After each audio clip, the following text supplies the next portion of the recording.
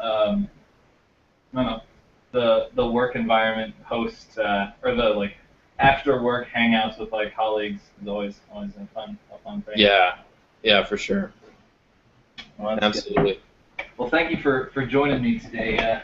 Today, Mr. CrossChopChris, Of course, pleasure's mine. on the old internet. Um, as you know, I'm Lord Bael, and for anybody watching, we've got CrossChopChris. I've included links to his various social media outlets in the comments section or in the information section below the video. So definitely feel free to check out all the good stuff that Chris is doing on YouTube, and then also Twitter and Instagram and Facebook. Chris, you've got a lot more social media stuff than I do, for to be sure.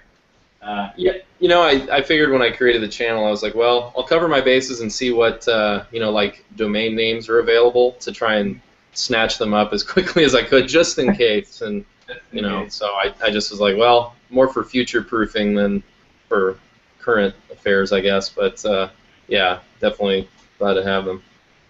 Well, so most of the stuff that you've uploaded so far has been like classic gaming stuff, specifically with like I'm becoming aware of the community through the stuff that you're posting, but the like retro collective.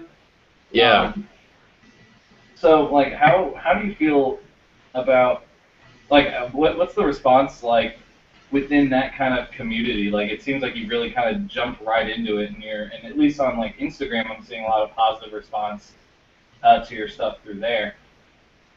Yeah. I found that it really is a supportive community. There's a lot of really friendly, helpful people there. A lot of them do a lot of trading amongst themselves for titles versus going out and buying stuff all the time. There's a lot of trading that happens. Okay. I haven't done a whole lot of that yet myself. I've been keeping a lot of the stuff that I've found at garage sales and on Craigslist and stuff that I've done, but some of the other things I've been experimenting with selling like on eBay or to letting other people I know about extras that I have, things like that. But yeah, the community, particularly on Instagram, has been a really cool one to kind of look at and to kind of introduce myself to and to meet them as well.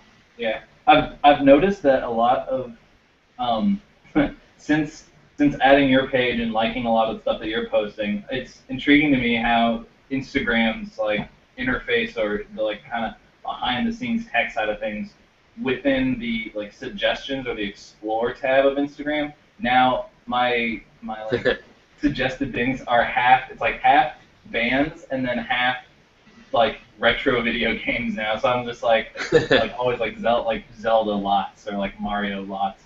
It's really interesting to see that, and like it's really cool just to kind of get back into the whole like retro gaming thing. Watching that kind of stuff. What got you to start reignited your interest in like old school gaming stuff? Yeah, for sure, and it's within that community, and then with like kind of reigniting that interest, it's helped me find a lot of titles that I'd either never heard of or had been meaning to try, from past systems and stuff like that. For a while there, most of what I had played was pretty modern stuff. I still play a lot of PlayStation 3 games and things like that, as well as like 3DS now that I have one of those. But the fact that there's such a breadth of really good titles on, like the Super Nintendo and even the Sega Genesis and the Nintendo 64 and things like that. But it's been great to kind of go back and dive into that stuff in proper and to check out stuff I'd never played before. Like currently I'm playing Conker's Bad Fur Day on N64, which I'd never played because as a kid I was too young, and then like later on I was like, that game seemed like it could be neat, but I wonder how it was. And then finally I found a copy of it. I'm like, wow, I'm really bummed I missed this, as well as like some of the other Rareware games that were on N64. That was a huge partnership for Nintendo at the time in that era with the Banjo-Kazooie franchise, Donkey Kong, Conkers, and then of course GoldenEye and Perfect Dark. So just a handful of those heavy hitters on that system. But yeah, it's been really cool to kind of get back into that frame of mind. Of the like classic game consoles, what did you have like prior to your getting interested in like classic gaming, and then what have you acquired since getting into that? Sure. Yeah. So I'd had, like a PS1 and some old Game Boys, Game Boy Colors, things like that, some Game Boy Advance games, DS, and then actually from making a recent move to St. Louis from Kentucky, I moved in with my girlfriend, and she already had a Super Nintendo, which I'd actually never owned, as well as a host of games. And then I was like, this is one of the top systems I'd always wanted to have, and eventually I probably would have gone out and gotten one myself, but the fact that, we could share that together and start using it. She's got a ton of great games herself, so I've just been kind of adding to it, and then we play through them and, look at them together and things like that. So that was a new one for me, just adding the Super Nintendo properly. And I'm trying to think. Sega Genesis, got one of those. We've picked up some other things that we'd already had at previous points in the past, like an original Game Boy. Yeah. I found some other titles that I actually didn't want to keep for the PC, so I wound up selling those to people who did want them more. And so yeah, it's ever growing. My next one that I want to get really badly is just an original NES. Okay. I've started collecting games for that, and I've played some of them on emulators and things like that to try them out. Yeah. But I want to get an actual NES system, so I'm kind of just scoping out Craigslist and places like that for the right deal that I want to get. Okay. I now need to get a Dreamcast because I picked up a Dreamcast game and a guide yesterday. So that'll be another one. Like, well, I better get the console too now that I have the game. Right. Yeah, might as well. Yeah, I got Tomb Raider: The Last Revelation yesterday on Dreamcast, so that'll be another one to add to the list. Now, when you're getting these games, are you getting them like individually, or are you usually doing like lots? So like going and someone says, I've got like 30 assorted games that I'm trying to sell. Yeah, I try to focus mostly on lots because you usually get a much better value per game on that. I know when I last visited Louisville for your wedding, I got that GameCube pickup, and when I broke down what the cost of the system and the controllers and all basically the hardware was versus the software component, and I figured like if I paid for the console and all that hardware stuff at like sort of the what's it called FMP, fair market price, something like that. I forget the exact acronym, but if I paid what I paid for that and then broke down the cost of all the games I had, each game only cost me about $4.40. Oh, wow. So that was pretty cool. And when you look, when I looked at some of the titles that were in that lot, I mean the ROI, so to speak, the return on investment on some of those titles was pretty good, and that's kind of what I try to go for most of the time. But I definitely do get individual games when I see them, especially if they're ones where I'm like, I've got to get that one now. Like like if it's at a reasonable price, like the guy yesterday, for example, he wanted $15 for Tomb Raider and the guide, and I talked him down to $12, which wasn't a huge savings, but it still helps. I mean, that $3 there, that's gonna get you to buy a Genesis game up at like Book and Music Exchange, which is what I was on whenever I don't have a lot of classic consoles physically. I only have I've got a Genesis, and then I've got like a PlayStation 2. Like my oldest console that I own is my Genesis, and most of the games that I own for it, I picked up at like at Book and Music Exchange up there on Bardstown here in Louisville. And and typically, unless it's a game that I specifically was like, oh, I have to get that, I wasn't buying anything that was more than like $3, maybe a $6 game if it was something that I really wanted. But I tried to keep just because I'm like, what is? But I've definitely seen a lot of renewed interest in getting like the original consoles or the original games. You're looking for an NES. I know that my old NES that I had when I was a kid eventually died. It broke down. It was either the cart reader or the actual spring mechanism, because mine was one of those first front-loading ones with the popped it down. Are you looking? Is there a specific model of NES that you feel is you would prefer over others, or are you looking for one of these kind of second wave, basically emulation machines. It's like the box that plays the NES games, but it's not an official NES. Are you looking for the official thing, or are you just kind of looking for a console that will play the games? Yeah, I'm looking for an original front-loading model, ideally with the original 72-pin connector that reads the cartridges.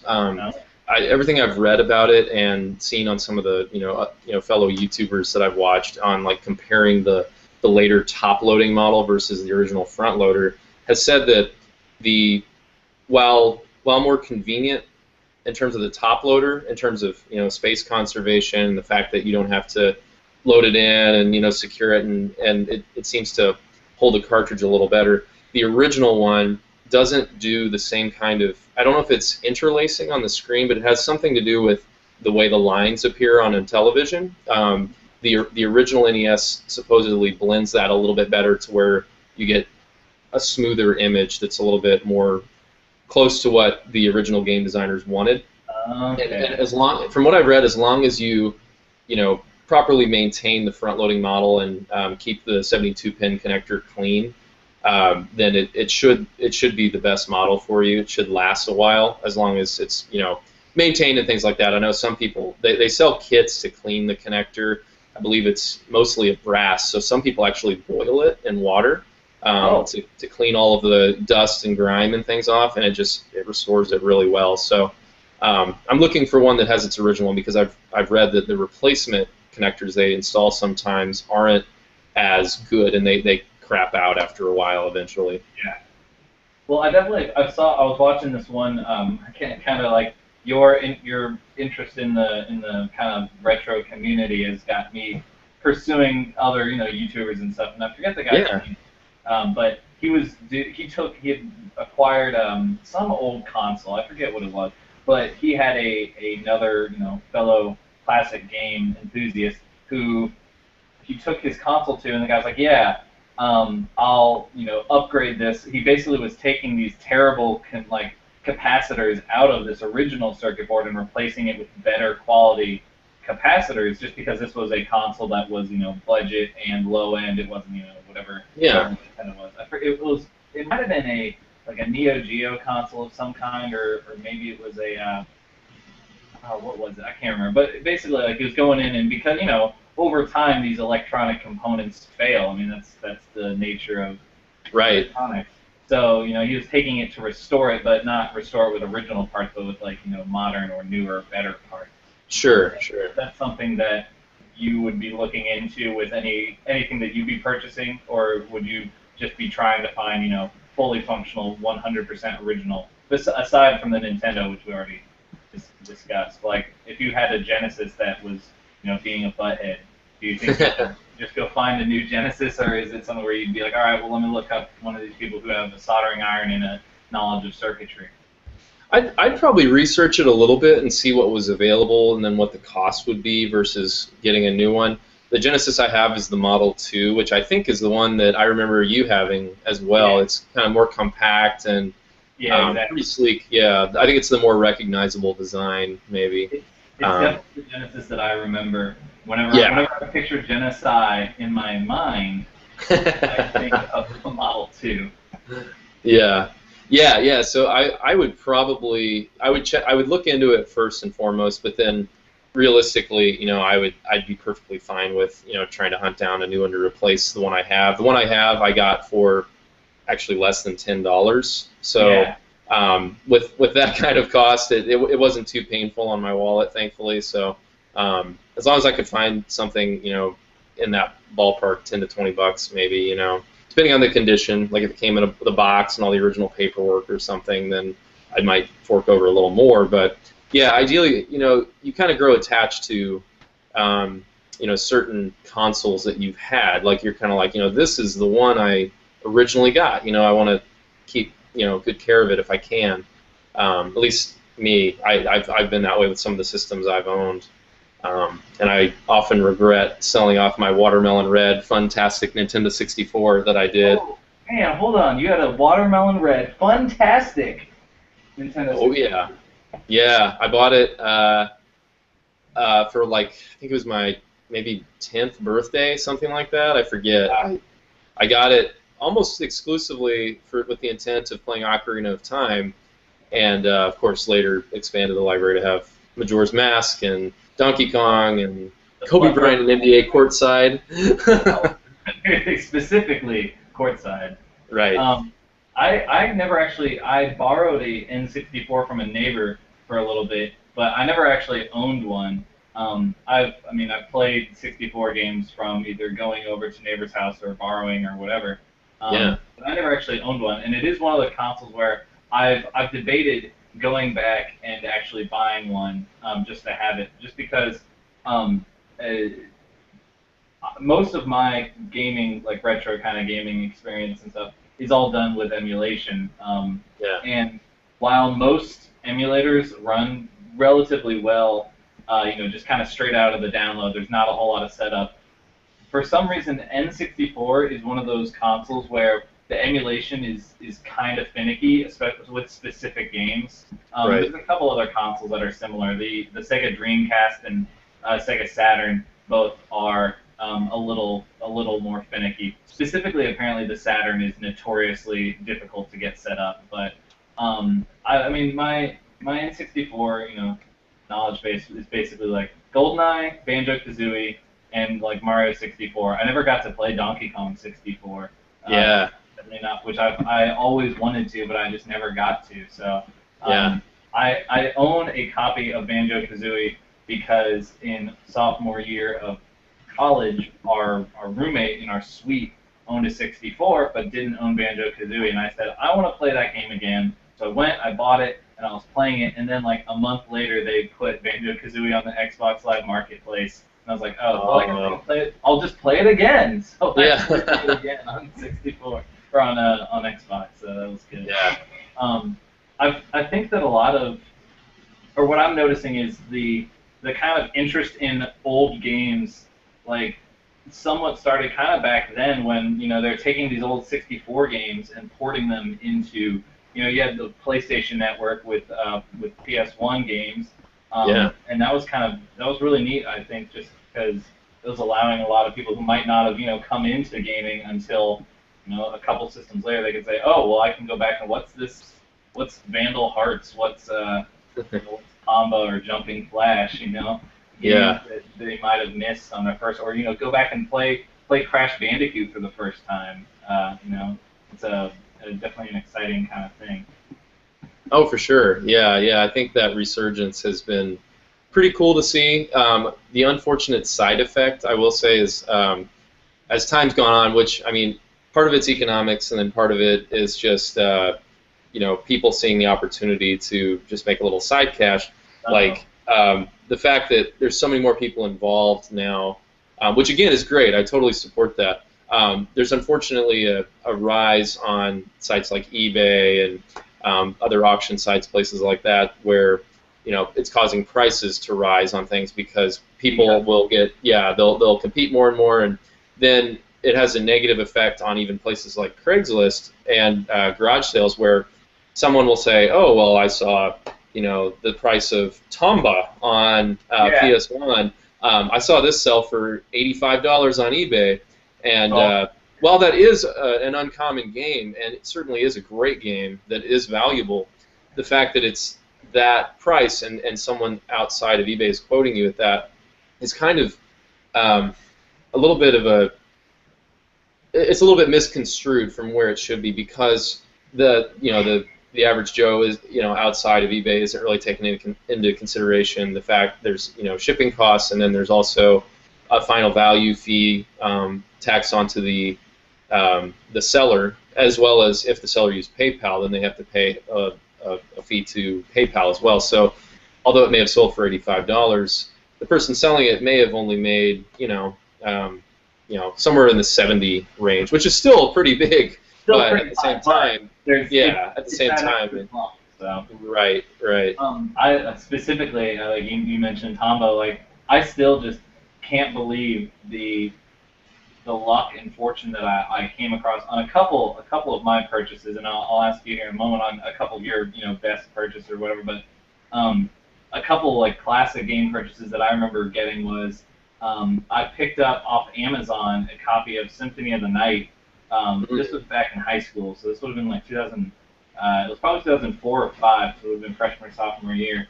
And I remember ordering from a seller on Amazon. I used to own a copy of Symphony of the Night. It got lost when my parents donated my original PlayStation to the Team Outback in Huntingburg, Indiana. Oh no! In there, so I had an empty Symphony of the Night case, no game. I just remember being bummed, and I was like, whatever. And for some reason, I was just like, I want this game again. Let's find out how much it is. Even at that time, it was selling for $70 on eBay, and so I was like, that's absurd. And for some reason, some seller on Amazon had it for about, I think it was 20. He had it for $20, and I was like, all right. Although this is a PlayStation 1 game, I was like, I'll like $20 for that. I'll do it because it's a great game. Still one of my favorites of all time. And so I ordered it, and he shipped me 2 copies on accident. Oh man! $20, I got 2 copies of this game, and I ended up selling one of them to oh my goodness, what was his name?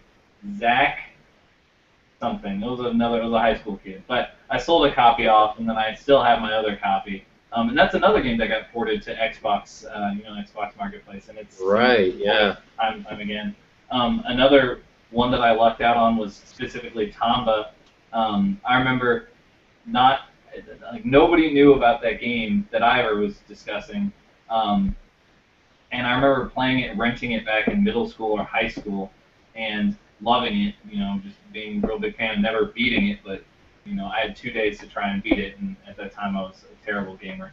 So I came down to school, and it was the first week down here in Louisville, and I walked up to Book and Music Exchange, and there in the case was a copy of Tomba, and it might have been $15 or $20. It probably still has the sticker on it downstairs. But hell yeah, let me pick that up. So I picked that up, and then I went, and I was somewhere in Cincinnati at like a gaming store, and they had a copy for $80. And I was like, I just paid $20. How does this even happen? This is incredible. Yeah. So, what are some of the best kind of finds or deals that you think you've found? Sure. So in I guess recent times, besides the aforementioned GameCube haul that I had a couple months ago, then some other just kind of smaller ones. One that I was really happy about. So you may recall that on GameCube there were some re-releases of some of the Resident Evil games, like Resident Evil 2, 3, and Code Veronica. Yeah. I never owned those, and I remember a good friend of ours, Ryan, he had some, and I recall borrowing Resident Evil 4 and 2 and 3 from him, and I hadn't played 2 and 3 previously, so I was really stoked to play through those. Never owned them, but then I guess a couple months ago, again on Craigslist, someone had posted that they were selling copies of Resident Evil 2 and 3 on GameCube for, I think it was $30 for both. And normally nowadays, again, this is like the eBay going price. Each one sells for about $40, I think. Man. Yeah. So by getting that set of games for $30 as a pair, each one being about $15, I was totally okay with that because I'd always wanted them. And there's a lot of good Resident Evil games that were released on the GameCube. The remake was quite good of the first one. Resident Evil 0 was pretty good. Resident Evil 4, of course, was originally a GameCube exclusive and then was later put onto PS2 and been released a billion times afterwards. Yeah. Yeah. Most recently on that HD port to the PC, I think. But then another one, as I was going through, I've started to kind of database my games and some of my things on Microsoft Excel just to kind of see what I've actually spent on things, basically to kind of budget myself as well as archive what I have so that I can kind of keep track of it. I also have an app on my phone and iPad that helps me just at a glance if I'm out at a store or something, remember whether I have something or not or that kind of thing. But I was looking back through, yet again I find myself at the GameCube. I was looking back at an Amazon transaction from 2000, and it was at the very end of 2003. It when The Legend of Zelda: The Wind Waker was released, and I looked at what I had paid for that as well as the bonus disc of Ocarina of Time and Master Quest, and I guess I had gotten like a birthday gift card or something, so I got both of those for $6, which was pretty awesome. Of my own money. This was so like I had like an Amazon gift card that I think I got from probably one of my aunts, and my aunt, and so I was looking, my auntie, in Bel Air. So I was looking at the value of that, and I was like, because I still could see the invoice, and how it was itemized, and said, oh my gosh, I only paid $6 for Wind Waker and Ocarina of Time and Master Quest, and like Master Quest disc alone, that sells, I forget the exact value now, but it fetches I think 40, 50, sometimes more dollars alone on eBay. Yeah.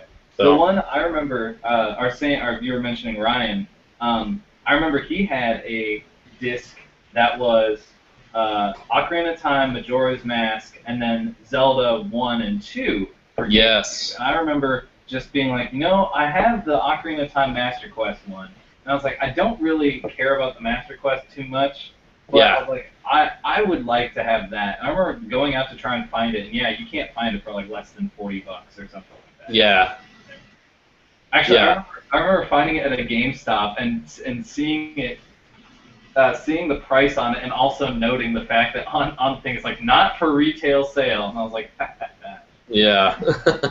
So, that's another one I would love to find kind of in the wild, so to speak.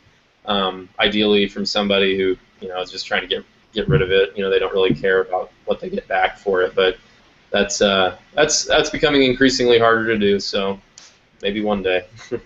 Now on the Instagram side of things, and what I see a lot of people doing, and I mean whenever I look at the big kind of, he's not so much like a retro gamer guy because he does so many other things, but James Rolfe, the Angry Video Game Nerd, like his kind of game room is just filled, teeming to the brim with all these consoles and games and stuff. On Instagram, I'm seeing a lot of people posting about where they're getting lots and all these things. Specifically though, they're posting about like completing the collection, completing the game library for a console. So like, some guy was saying, I just got this game, and it's like, some terrible game made by like LJN, and you picked it up for 50 cents, but he didn't have it, and he's like, so I'm one step closer to completing the library. Is that something that you are moving towards, or are you just kind of picking up the games that it's either like it's a cheap game and it's in the lot, whatever, or it's one that you specifically want, or are you moving towards completion? Sure. No, I don't realistically foresee myself completing any sets because that'd be pretty crazy. The only one I could really see being, at least as a first goal, if I were ever to decide to do that, would probably be the N64, because it had just shy of 300 titles. So realistically, in terms of like when you by comparison look at like the PS2, which had thousands and thousands of games, as well as like the SNES library, which was really big. The N64 would be one that would be a good kind of goal to look at, like if one were setting out to do that. I don't know how many total N64 games I have right now. I think I only got 30, maybe something like that. I forget. I'm not sure. But so that would be one that I would consider it, but it's not really kind of a goal I have right now. It's more like I'm trying to go after the games that I want to play, and that I either always wanted as a kid or I've since learned about, and I'm like, this seems like it could be a really good game to play, a really good experience to have. So that's more of where my focus is. And then if I am buying in lots and I happen to have other games that I really don't care about, for the time being I'm hanging on to them, as long as it's not a duplicate. But we'll kind of see how time goes on and as space allows. So. Space, exactly. You gotta build this building to fit all your stuff. Yeah, take a shelfie, as they sometimes call them. Now, not to shift gears, but kind of move what you were kind of mentioning. You're looking for the games that are, dear to you or ones that you specifically wanted to play either again or for the first time, what are some of the games that you have either played or acquired that are, sitting high atop your list of like kind of favorites? So I guess break down like your top 10 games that you own or are trying to obtain a game. Maybe not 10, just I guess just throw out some of your faves. You'd already mentioned, Resident Evil 4 being highly regarded in your eyes. Sure. So, I guess in terms of platform agnostic favorite games, things like that. I would say Resident Evil 4 made a big impression. The original Resident Evil remake on GameCube was also a big one for me. Everybody says this, but Legend of Zelda: Ocarina of Time was a big influence on my interest in gaming, especially for 3D adventure games. Yeah. With Ocarina of Time, just to take a brief aside, what did you like the original better than the 3DS remake, or which version do you feel like is better? Sure, that's a good one. While I will say that I think the 3DS remake, the update to that one, is probably it's more better designed. It's probably smoother. Just the overall charm and visuals are all still there. I think it's more enjoyable for me, at least, to still play Ocarina of Time either on an N64 or even a GameCube controller instead of on a handheld.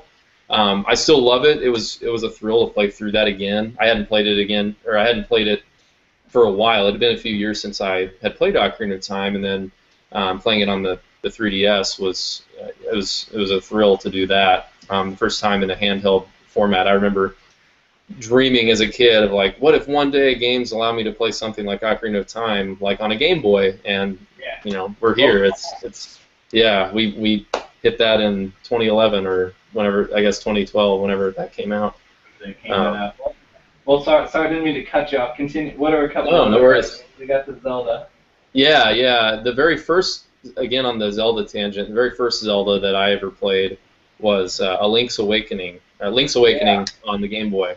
I had the DX version. I still do. I actually have been. It's funny we mentioned that because I've actually been playing through that again here on my Game Boy Color, sitting by a lamp every once in a while. I started this up again a few weeks ago just for fun, and been playing through the DX copy. Proof right there. Proof. That's it. Yeah, but so that was a big one for me, especially in handhelds. Pokemon as a kid, was really big, and that probably, admittedly, that probably formed the bridge for me to get into RPGs in general, was through Pokemon, I would say. So that's been a big one. Donkey Kong. You're using a lot of Nintendo stuff. Did you branch out into other, platform manufacturers, i.e., like Sony or Microsoft, or obviously Microsoft isn't so much in the retro time, but like the PlayStation 1 games up to PS2. I don't think we. Did you ever own a Genesis or get into Genesis stuff very much? Sure. So the very first console, like television console that I ever had, was the PS1, and I think it was 1997 when my family got that. And we actually have video footage of the Christmas in which I opened that gift and leapt into the air and clambered atop my mother like a would-be Jack and the Beanstalk, and just shouted with joy upon opening the gift and finding Crash Bandicoot 1 on the inside. So the Crash Bandicoot series was a huge one for me as a kid. I know a shared favorite of ours from that time period was Medieval on PS1, which was a really good game. I always was just really attracted to and fascinated by the spooky Halloween kind of macabre sort of vibe, where it was still, it was kind of dark but still focused on humor. And it's like a black comedy. Exactly. Thank you for that, Mr. Wiseau. Yeah. So that one was good. Oddly, I was kind of into racing games at that age a little bit. I liked Jet Moto and Gran Turismo a lot, also on PS1. So those were some other big ones non-Nintendo. I actually didn't have a Sega, although I played it at friends' houses and things like that, and I loved Sonic. And there's there's the classic debate of the Aladdin Super Nintendo game versus the Genesis Aladdin game, and I personally like them both. I think they both are good at what they do. So some of those were good, but yeah, I bought my own N64 when I had that. The PS1 was technically like a family system that we had. Family console. Yeah, I've since appropriated it for myself because no one else was using it. It was collecting dust in the garage, but this is mine now. I'm taking it. Right. No one will mind if I just tuck this under my arm and leave. That's really how it's supposed to be, though, isn't it? I mean, you're supposed to, the lineage, it passes down. So, you started with the family, X, Y, or Z, and then at some point, someone's gonna your offspring and your progeny will abscond with your materials and such. Right. Yeah. I just took it as my inheritance. I just said, yeah, this was my destiny to have this PlayStation 1 that was missing the power cord, so I had to run to vintage stock. It's kind of like Book and Music Exchange. It's like my place to go for just nerding out for an afternoon, and do that. So I had to go get a power cord for the PS1. That was always my nightmare. Was I would lose lose a power cable, or the one controller that I would own would break down, and I wouldn't be able to play things. Since though, but again, probably directly correlated to this resurgence in like retro stuff. I'm seeing even at places like GameStop or where was I? It was an FYE. They had a replacement N64 controller and a replacement Super Nintendo and a replacement regular Nintendo controller. I mean, third party manufactured, but still the fact that there is a company out there that has these products available as readily as those. That's pretty impressive. Me at least, because I definitely remember, not even 10 years ago when if you ran out of an N64 controller, you had to go find a used one somewhere, or something similar, or spend an absurd amount of money on the internet to try and find one. Right. Yeah, it's really nice to see that there is a market for that. It's good. There's demand, so there's a market.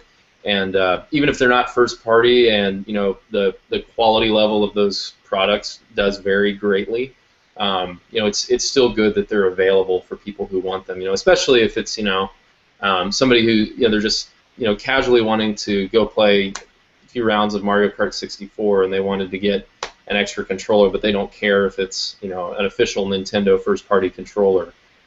It's pretty cool that that's available for people. Now, somewhat of a segue. I used to say segue. I wasn't able to say segue. I'd go. It's sort of a segue to the next. As a segue to the next topic. Right. Now, when you're acquiring these vintage games? Obviously, you're playing your Game Boy and your Zelda Awakening DX. When you're acquiring some of these, is this something where you get it and you put it on the shelf and it's look at that, but don't touch, don't turn it on, you might blow up the circuit, or is this something where you're trying to actively, or you're willing to actively utilize these pieces of vintage equipment or retro gaming? Yeah, absolutely. So anytime I get, let's say I get a lot of games, I will bring them home, I clean them up, I actually get off as much of the dirt and marker and stickers, whatever I can, without damaging an original sticker on a cartridge or something. I clean them all up and organize them, but I first put them all in and make sure that they're working. I try to make sure, first of all, that they are playable and can be used, and I'll spend at least 20 minutes or so with each one before I put it on the shelf or whatever, and then kind of tuck it away for an itch to scratch, in the gaming buffet. So that kind of thing does happen. But yeah, some of them, some of the ones I've picked up recently, I was like, this is a game I've been looking for a really long time. Like years in some cases. So I'm like that is going on my to play list that they always have going on nowadays. So yeah. I usually try to limit myself. I emphasize try here to limit myself to actively playing only 2 games at a time. I usually feel like I can focus on those best that way.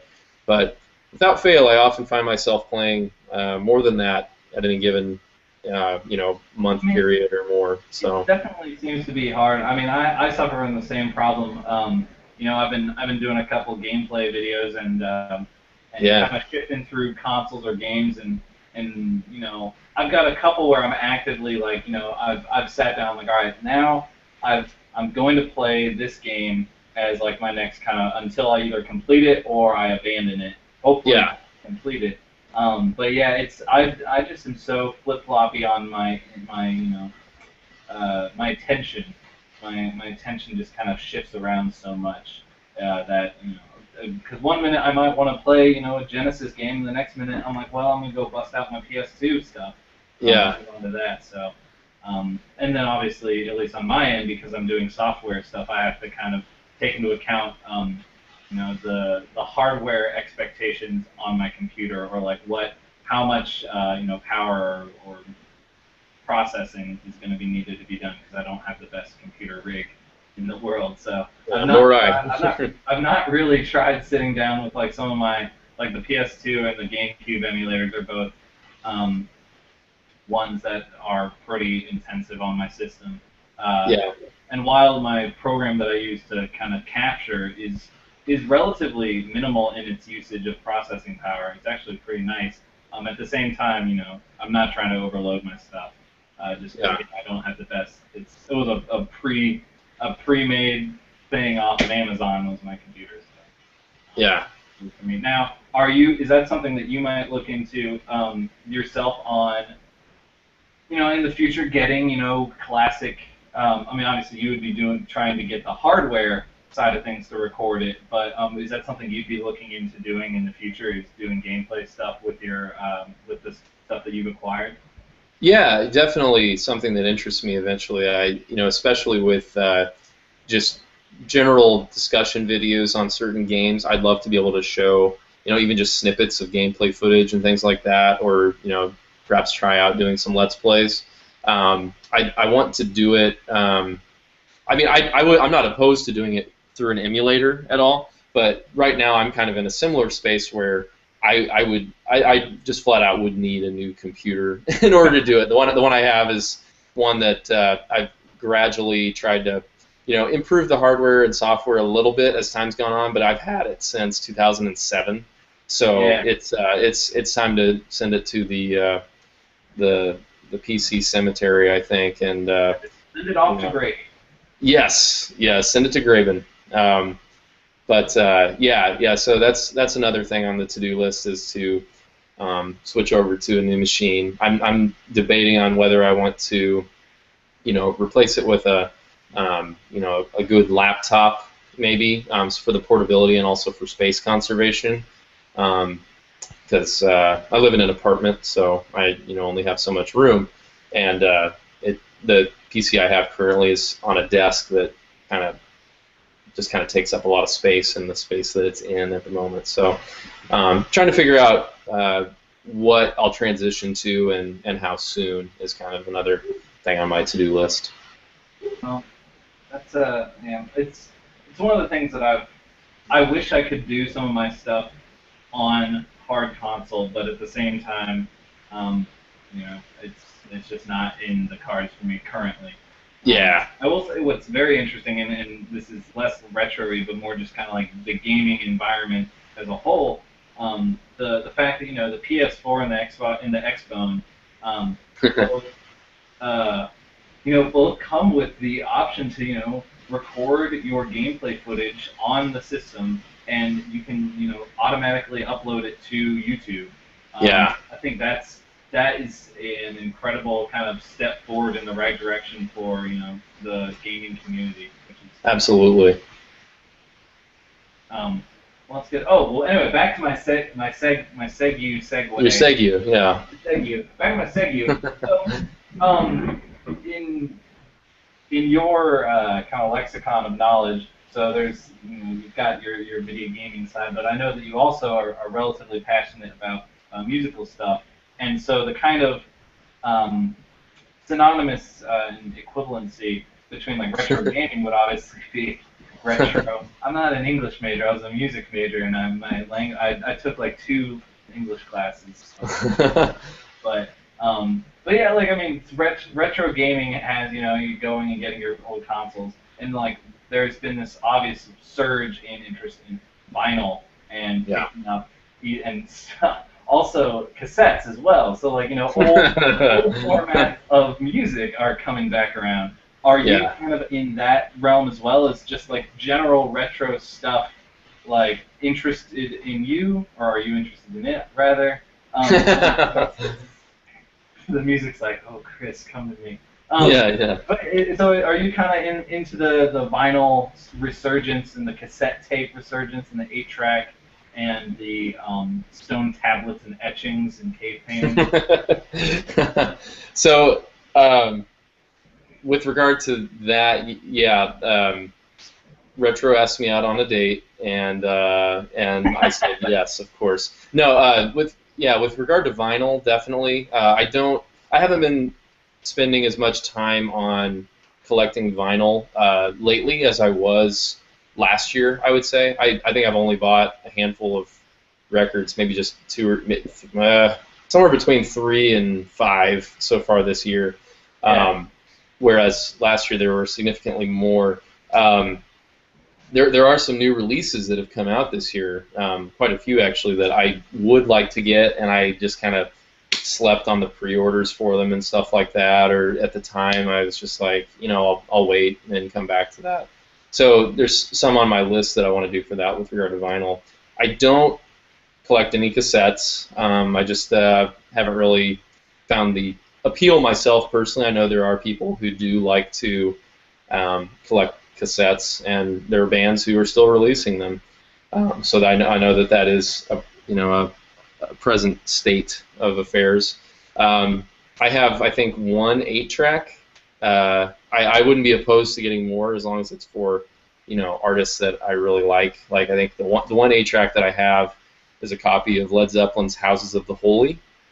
And I got it for free from a former coworker when you and I worked at Papa John's in high school. You got an I'm not kidding. Yeah, they said that they had this and asked me if I wanted it because they knew I liked Led Zeppelin, and I said, of course.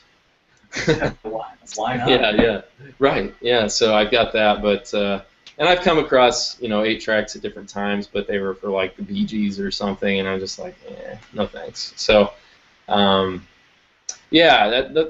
about the extent of it. Really, is vinyl and then games, that kind of thing.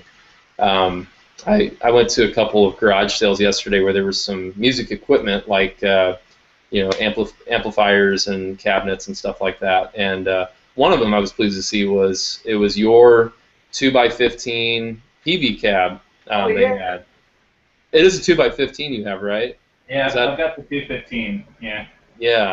Yeah, I love that thing. And I didn't even ask him what he wanted for it because I hadn't brought the kind of money he was probably going to want for it. And it was admittedly kind of beat up, which doesn't bother me a whole lot, but I wasn't looking for that at the time, so yeah, didn't really have any need for it at the moment. But yeah, I still keep an eye on that kind of stuff sometimes too, to kind of see what's out there. Yeah, I've got my pulse on a couple different spots as far as like music vintageness is concerned. It's interesting seeing this resurgence in early. Maybe it was just that I wasn't involved enough to see that it was always there, but there's definitely been a renewed interest in kind of like just old vintage musical gear. I mean, more than what there already was. I mean, like there was always an interest in you've got like a 70s Paul, like that'd be great. But there wasn't this like, oh, you have a just anything that wasn't made in the '90s apparently. Yeah. Yeah.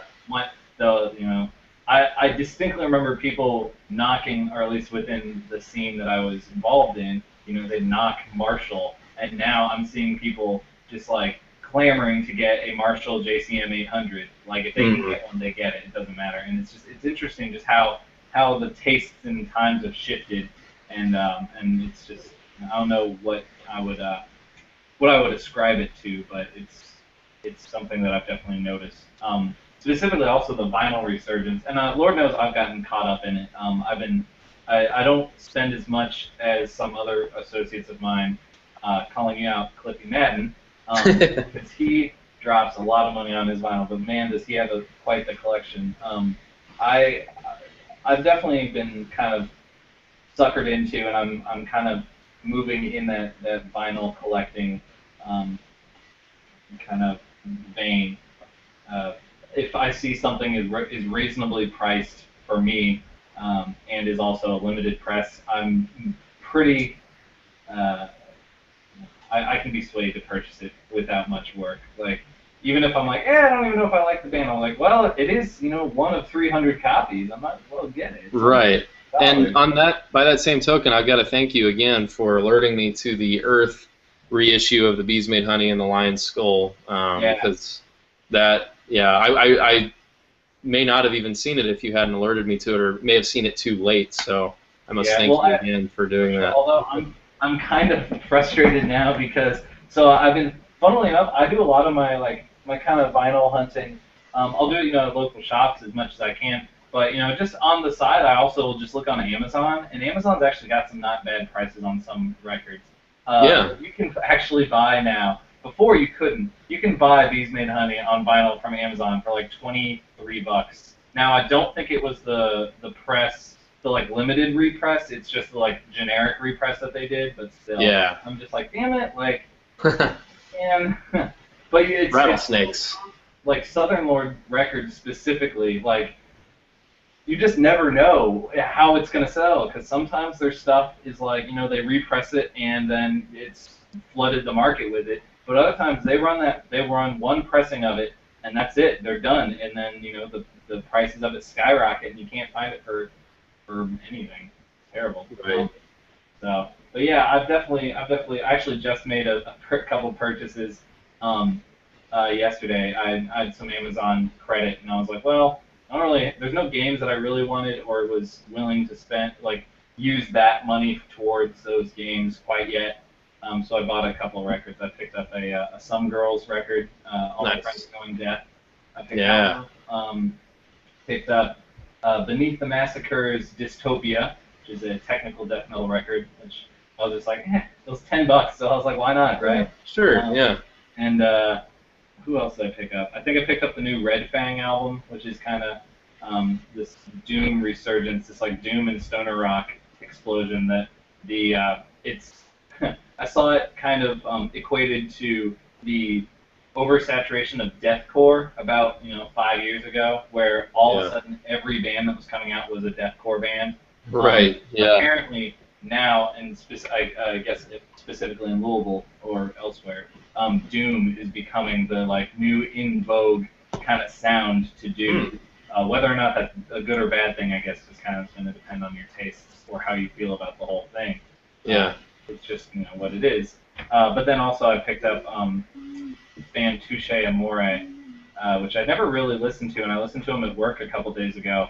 And it was pretty good, kind of like post-punk, post-hardcore, like jangly chords, but with the more in the traditional hardcore and early emo vocals style. Yeah, I see their name come up all the time, and I just haven't properly sat down to listen to them yet. So they were kind of an acquired thing. I had to give them a couple listens before I really was like, okay, I see. But it's also just because it's not a genre or a style that I typically gravitate towards.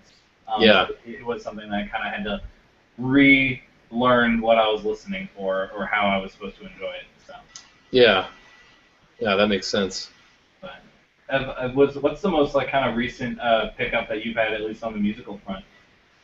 I would say it was it was excuse me, I think it's a limited time one-off pressing of Spitfire's Self-Help of on vinyl. Yeah, out of the blue, because I don't even think they're a band anymore. If they are, they're on like hiatus. Wow, where'd you come across that one? I found out about it because I follow Scotty Henry on Instagram, formerly of Norma Jean, and also one of the guitarists contributing to that album. And he was like, "Look at this," and I saw it on there, and I was like, "Oh dang!" So yeah. Man. There may still be copies. It didn't say like limited to so many. It was just like here it is. We're doing this. So I think it's still available for pre-order because I don't think it's even out yet. You'll have to excuse me because I'm pulling it up here on the side. I'm like, wait a second. Yeah. Only 1,000 total prints. 100 black, 300 clear, and 600 black mixed. Yeah. So there you go. Now wow, that's interesting. Now, did you get the black press, the most limited? The black mix is what I did.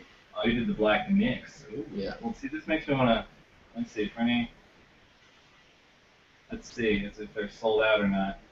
Self-help 25, or you could. Oh, well, here we go. I'm just going to go ahead and get the bundle pack, all 3 limited colors, for $63.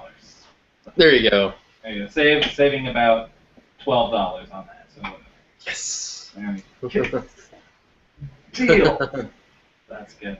Well, that's good. Another kind of, again, just in the vein of like kind of this resurgence in vintage stuff, and this will kind of be the nail in the near like kind of the roundup for the discussion or one of the last topics. I've noticed, and this is also kind of reflective of movie making and such, but the renewed interest in comics and stuff. 10 years ago, comics weren't cool. I mean, even whenever Spider-Man, the first Spider-Man movie was coming out, it still was it was like oh, Spider-Man, but like it wasn't like the cool thing. And now, like I feel like the comic industry is just exploding with interest and stuff. And I mean, I'm definitely one of those people that I wasn't interested in comics really at all. And then I started watching these movies and saying, okay, well, I want to learn a little bit more about it, the background stuff of it. Yeah. And I've started reading comics on the occasion if I can find some self-contained runs at like used bookstores or used comic stores. I'll try and pick up those to kind of read through some self-contained stuff just because that's how I kind of have to operate. But now, is that something that you've felt gravitated towards, or are you kind of in the not really moving towards the comic side of things as far as vintage stuff? Sure, I haven't really dived into that too much. I think I got Batman Year One. It's been a while. I think it was sometime last year. I read that and I really enjoyed it. And then there was another time, Katie and I, we were on a trip. We went to Texas and we were coming back, and we just kind of, on a whim, decided to stop in. I think we had to get gas maybe, and then we decided to stop in at this. It said it was a big comic book store, just someplace in Missouri, off the interstate. And we went inside, and it was easily the biggest comic book shop I've ever seen. It was enormous. This guy had boxes and boxes and boxes of comics, like inside these hallways and like up on these shelves, and then there was this entire back room with shelving out in the middle, and then platforms basically all around the sides, just tons and tons of them. And so she picked up a couple of comics there too. I think one was a Catwoman.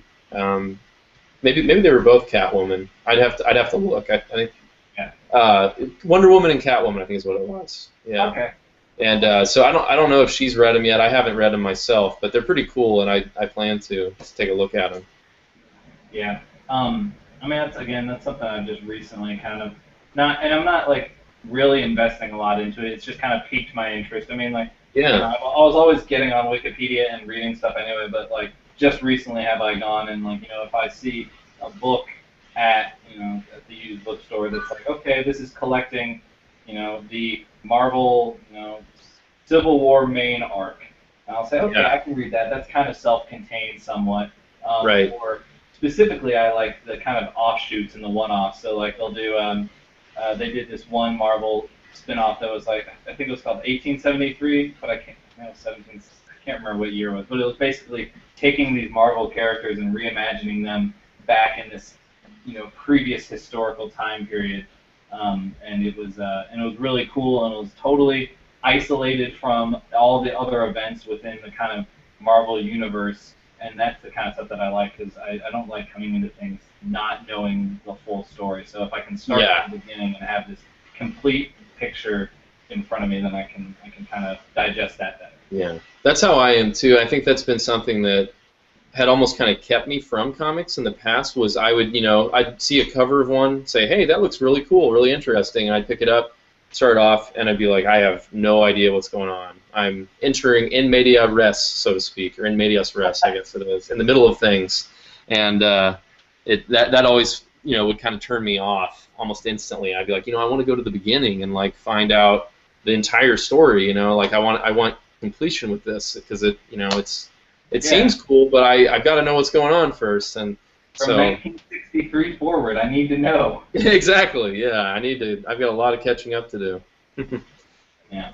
Well, that's good. Well, I appreciate you chatting with me today and kind of covering some of your interest in the retro side of things.